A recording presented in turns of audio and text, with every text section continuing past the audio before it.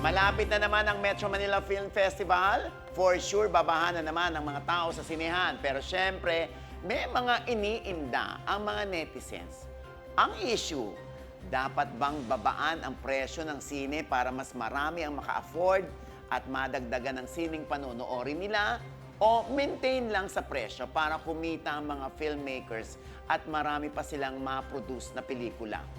Quizmates, anong sinasabi dyan ng kapitbahay natin? Eto, Papa O, si Tisay may comment dyan. Go, Tisay. Talaga ang pangalan niya, Tisay. Oo. Go, Tisay. Hindi po ako agree ng pagbaba ng presyo ng ticket ng sine. Dahil para makabawi po ang ating mga producer at para makagawa pa po sila ng dekalidad na pelikula.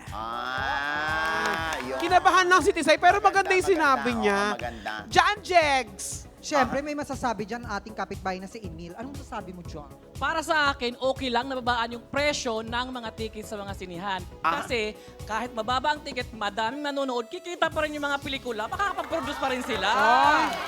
Ganon yun. Ganun daw yon, kid. Ayan, maraming salamat sa mga opinion nyo. At dahil dyan, meron kayo regalo from Sulit TV powered by TV5.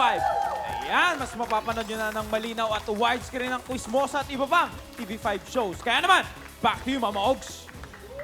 Ayan, pare-pareho pala tayo ng mga pinaglalaban, ano? Pero ang aking quizmoto o natutunan sa isyong ito, abay, sino ba naman ang gustong mataas ang presyo ng sine, hindi ba?